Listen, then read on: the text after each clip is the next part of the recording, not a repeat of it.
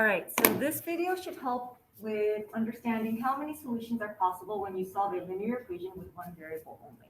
So let's start with one of the most familiar examples, which is an example like this. You're supposed to solve for x, and then you get an equation sort of like this. When you solve these equations, usually you have one solution for x. So, for example, when I solve for x here, I would add back to both sides, and I would get x equals 8. The only answer that will work in this equation where I take a number and I subtract 5 and I get the answer of 3 is 8. That's the only one that will work. And if I check it, I would plug in that 8 for x. So I would take the x minus 5 equals 3 and see if 8 works for that x. I'm going to toss off the x and replace it with a 8, and now check if that's actually true. 8 minus 5 is 3. Yep. If I plug in it, the number 8, that is the only number I can plug in for x. And if I subtract 5, I'll get the answer 3. There's no other real number that will work for that. Okay, so you see here that it is possible to have one solution. It is possible that is the most common situation that we've come across thus far. Okay. Now it's also possible that you might have no solution. So I'll give you another example. All right. So if I have an equation and I want to know when I take a number, what x is equal to x plus 6? When is x equal to x plus 6? So what we're essentially asking is, find x, solve for x, which is a number, so x is just a number, that is equal to itself added to 6. So what number is equal to itself when you add 6 to it? So I have the same, for example, if x equals 10, and I take, will 10 be equal to 10 when I add 6 to it? Well, no, because this is going to be 6 bigger than 10, so that's not going to work. What if x was 11? If I take 11 and I add 6 to it, I would get 17, so that's not going to work. There's no number that is ever equal to itself when you make itself bigger by 6. I'll give you another example. So that was example 2. Let's do another example where there's no solution. So this is a no solution situation. You can have one solution and you can have no solution. Another example with no solution, let's make it even more simple. X equals x plus 1. Well, can I think of any number such that it's equal to itself plus 1? Well, if I take 9 and then I add 1 to 9, I'll get 10, but that doesn't work. No number when I add 1 to it, because when you add 1 to it, it's bigger. So whenever it's bigger, it can't be equal to its original self. So when I add 1, I'm changing it up. There is no solution whenever they give you something like this. So they're giving you, if they give you a situation like this, there will be no solution. Okay? So there is one last possibility, which is that you have an infinite number of solutions. So how many solutions are possible? Let's see if I can make this view a little bit more concise. All right. So there's another possibility, and that's if there are infinite solutions. When there are infinite solutions and there's only one variable, the solution is real numbers. Every number will work. That is an infinite number of numbers. Okay. So let's take a look at example 4. So if I have an equation such that x plus 4 equals x plus 4, what number, when I plug it in for x, will work for this? Well, any number, because any number when I add 4 is equal to itself plus 4. So example, if I try x equals 1 and I plug in that, 1 plus 4 is going to be equal to 1 plus 4. So x plus 4 is always going to be equal to x plus 4 no matter what I plug in for x. 1 is okay. I plug in 0. Try another one. 0 plus 1 is equal to 0 plus 4. Well, that's, 0 plus 4 is equal to 0 plus 4. So that's also going to work because 4 is equal to 4. So if I plug in a 0, that will also work. No matter what number I plug in here, it's going to work. I'll just try one more just to be convince you a little bit more. So let's say I have x plus 4 equals x plus 4, and I'm going to try x equals, let's try a negative number, like negative 3. Let's plug in negative 3 plus 4 equals negative 3 plus 4. Is that going to be true? Well, if I add negative 3 plus 4, I'm going to get 1. And if I add negative 3 plus 4, it's the same problem. So I'm still going to get 1. So it still works. So every single real number will work. So if you basically have the same thing on the left side and the right side of an equal sign, you will have an infinite number of solutions. Now, they're not usually going to give it to you so that it's obvious that they're the same. Usually they'll do something like this. So this is example 5 for infinite solutions. They'll usually give you something more like this.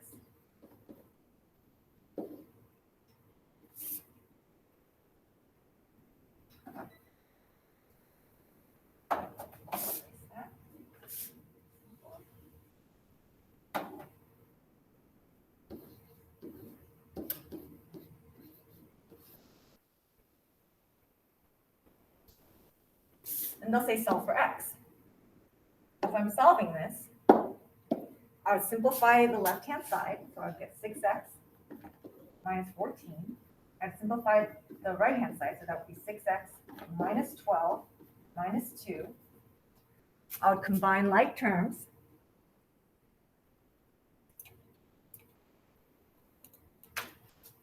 The negative 12 and negative 2 are going to combine to negative 14. Hopefully you see a pattern here. That's exactly the same on the left and right side. It was just disguised. So that's what's going to happen. And then when it was disguised and you end up seeing the same exact thing on the left as on the right, that's going to tell you that the solutions are is all real numbers and there are infinite solutions. Okay, so there are 3 options. What are they? What are our 3 options? Say them out loud real quick or write them down. When solving for a linear equation with one variable, you can have one solution, no solution, or infinite solutions. And if there are infinite solutions, the answer will be all real numbers.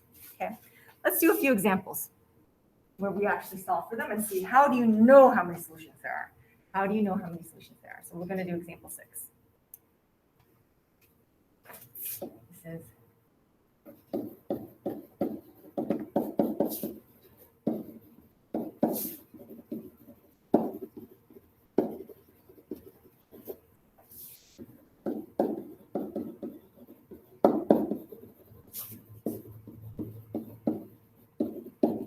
This is specifically for a linear equation with one variable.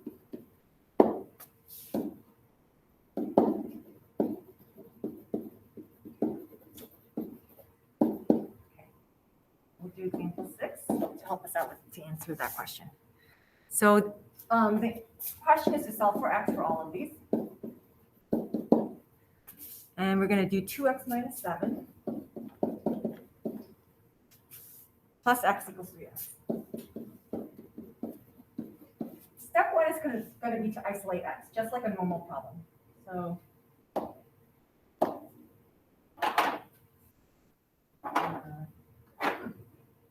do that in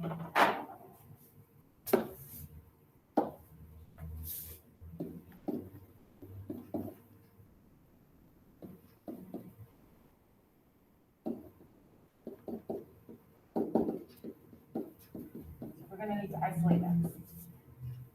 So I'm going to take this problem, I'm going to distribute the 2, and you might want to do this on your own first, okay? So this is a good time for you to pause the video and solve for x yourself. So you get 2x minus 14 plus x equals 3x.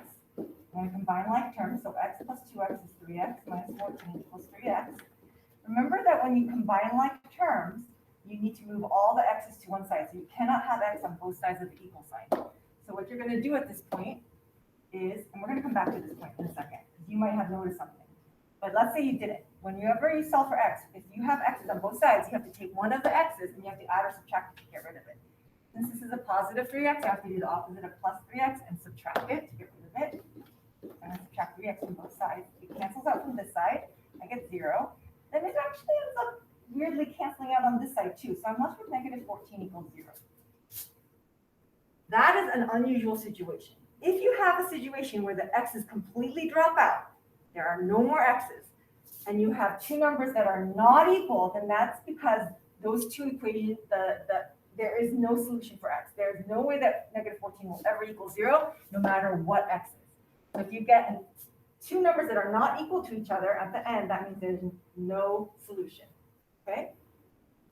So, step 2.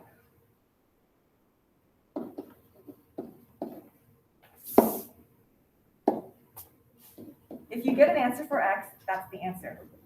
An answer for x. A number, let's say a number.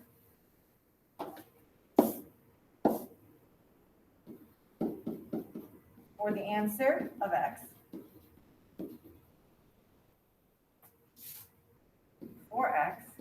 then there is one solution. It's whatever you got. If the variables all disappear, and that you only have numbers left, and you have a number that is not equal to another number, then there is no solution. So you get an unequal two numbers. There is no solution. A number that is not equal to another number. If the variables disappear,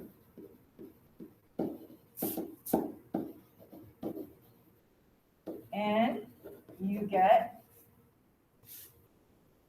a number that is equal, and they actually are equal on both sides, then that means then there are infinite solutions.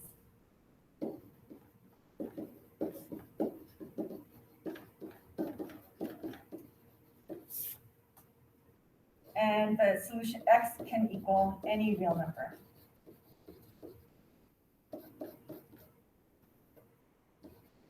Okay. All right, so in this case, because I got, which of these three cases was there again? If you review. You should know that it's this one. The variables all disappeared, and you have a number that is not equal to another number. In which case, this means that there is no solution for x. And that's your final answer. Now, let's go back to the star step right here. The reason why I started that is some people sometimes notice right here, well, some people just intuitively see, well, 3x minus 14 is never going to be equal to 3x, because when I subtract 14 from a number, it's always smaller. So when I take this and I subtract 14, it will never be equal to the number before I subtracted 14. That's never going to happen. So if you happen to see that where you have the same variable but on both sides, but different things that are added or subtracted, you can right here claim that there's no solution without continuing on. Just be careful, because you have to be really clear on the logic behind that, because sometimes it looks awfully similar but isn't the same case. So that's understanding more than by rote rule. All right, so let's do those two steps again with example 7. So we just did example 6, and we're going to do example 7. Here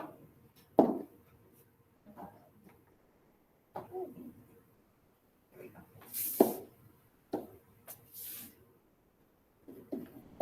Again, solve for x is the directions. 2 times 4x minus 2 equals 7x minus 4 plus x. So we're going to do step 1. If you look back at your notes or can do this by memory, I would advise you to pause the video and try it by yourself. Okay. It's a good time to try that.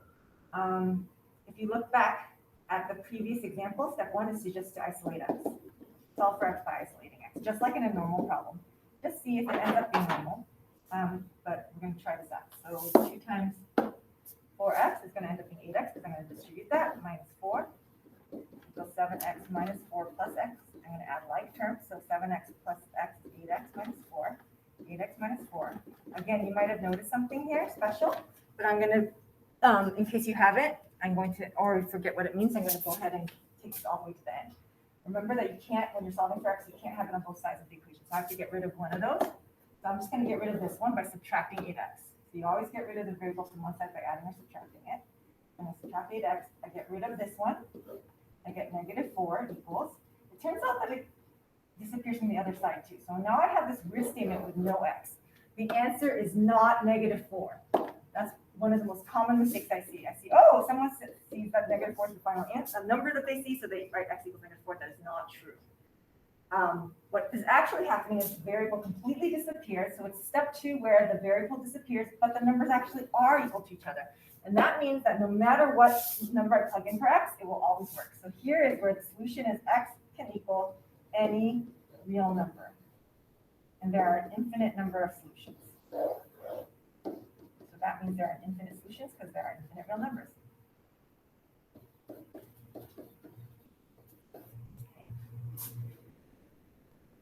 Again, someone might have noticed this without finishing the problem right here, because 8x minus 4 is the exact same thing as 8x minus 4. And if you have the exact same thing on both sides of the equal sign, then that's always going to be true no matter what you plug in for x. So you could have stopped right there and said x can be any real number.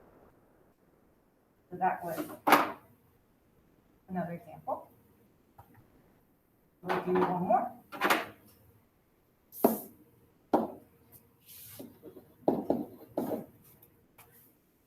X plus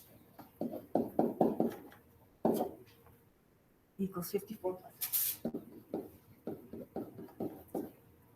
All right, again, this is a good time to pause the video and try this on your own to see if you can do it on your own, which you should be. Step one, remember, is just like a normal problem. You would just solve for x by isolating x.